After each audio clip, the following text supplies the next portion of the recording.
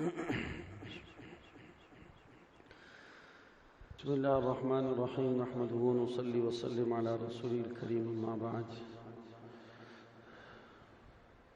عن أبي هريرة رضي الله عنه عن النبي صلى الله عليه وسلم قال بين رجل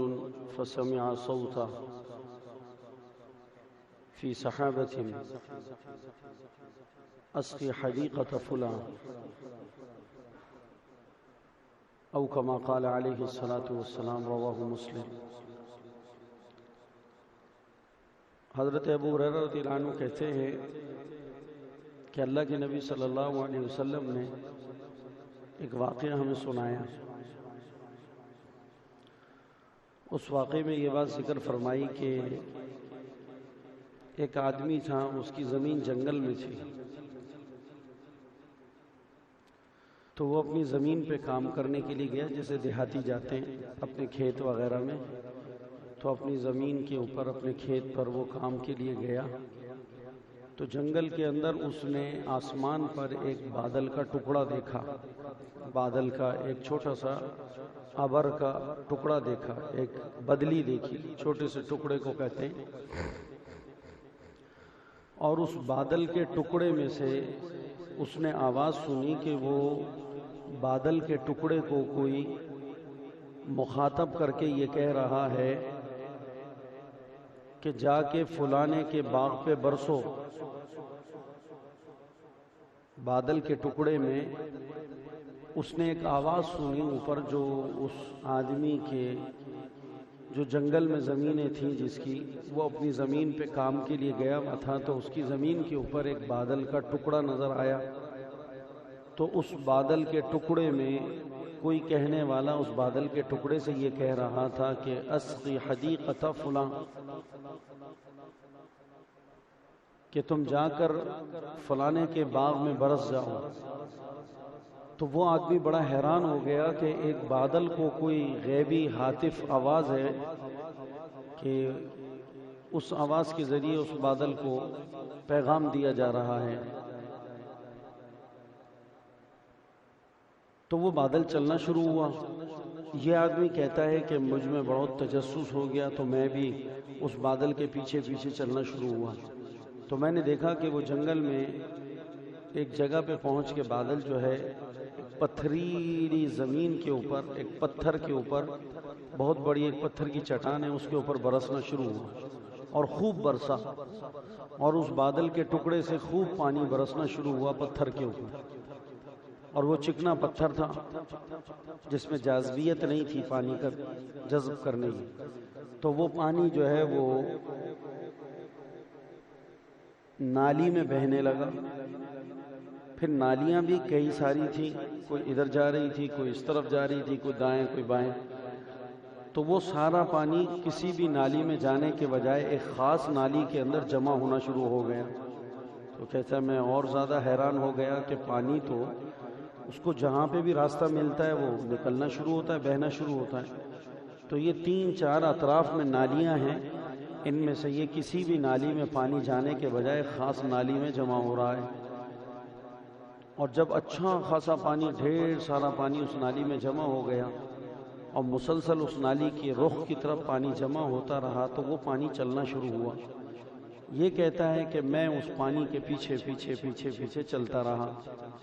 چلتے چلتے میں نے دیکھا کہ آگے ایک باغ ہے، اور اس باغ کے اندر ایک اللہ کا کوئی بندہ ہے، وہ اپنے باغ میں اپنے ہاتھ میں پھوڑا لے کر، بیلچا لے کے، اور وہ اپنے باغ کی نالیوں کو درست کر رہا ہے، اور اس کو پانی لگا رہا ہے، اور پانی ادھر جا رہا ہے باغ کی طرف، اور اس باغ میں پانی جمع ہو رہا ہے، اور وہ باغ والا اپنے باغ کو سیراب کر رہا ہے۔ تو یہ کہتا ہے کہ مجھے بڑی حیرانگی ہوئی، تو میں نے اس آدمی سے یہ کہا کہ اے اللہ کے بندے، تمہارا نام کیا ہے؟ تو اس نے مجھے اپنا نام بتایا کہ میرا نام فلاں ہے۔ تو وہ باغ والا بے تکلف اپنے کام میں لگا ہوا تھا، تو اس کو خیال ہوا کہ اس نے میرا نام کیوں پوچھا ہے۔ تو کہنے لگا کہ اے عبداللہ، تم نے میرا نام کیوں پوچھا اتنے اہتمام سے؟ اس نے کہا بات یہ ہے کہ میں نے تمہارا نام اس لیے پوچھا کہ میں اس پانی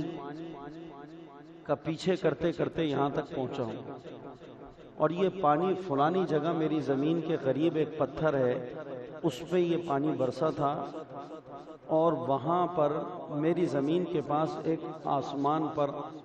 بادل کا ٹکڑا آیا تھا، اور اس بادل کے ٹکڑے کے اندر کوئی بادل کو یہ کہہ رہا تھا کہ فلانے کی زمین میں جا کر برسو۔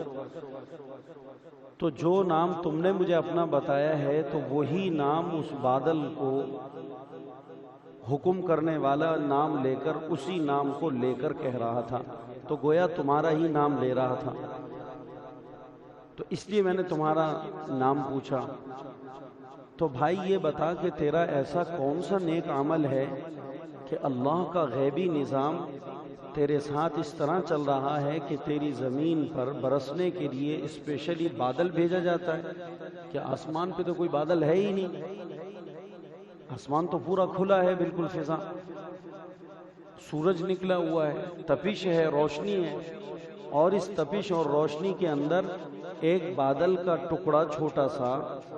وہ نمودار ہوتا ہے، اور اس بادل کے اندر سے آواز اس بادل کو دینے والا کوئی کہہ رہا ہے کہ فلانے کی زمین پر جا کر برس جاؤ۔ تو تمہاری ایسی کون سی نیکی ہے کہ جس کی وجہ سے اللہ تعالیٰ نے تمہارے اس باغ کی سیرابی کے لیے تمہارے ساتھ یہ اسپیشل اور خصوصی انتظام کر رکھا ہے؟ اس نے کہا بھائی تو نے دیکھ لیا ہے تو میں تجھے بتا دیتا ہوں، وگرنہ یہ بات تو صیغہ راز کی ہے، یہ معاملہ تو میرے ساتھ آج سے نہیں ہے، یہ تو ایک زمانے سے میرے ساتھ یہ معاملہ چل رہا ہے، لیکن اب تم نے دیکھ لیا ہے، بات کھل گئی ہے، تو میں تمہیں بتا دیتا ہوں۔ بات یہ ہے کہ میں اس زمین میں کام کرتا ہوں، یہ میرا باغ ہے، اور اس باغ کے اندر پھل آتا ہے، تو فَإِنِّي أَنْتَظِرُ إِلَى مَا يَخْرُجُ، جب اس باغ کا پھل آتا ہے تو میں اس باغ کے پھل کے آنے تک اس کا انتظار کرتا ہوں، پھر جب اس کے پھل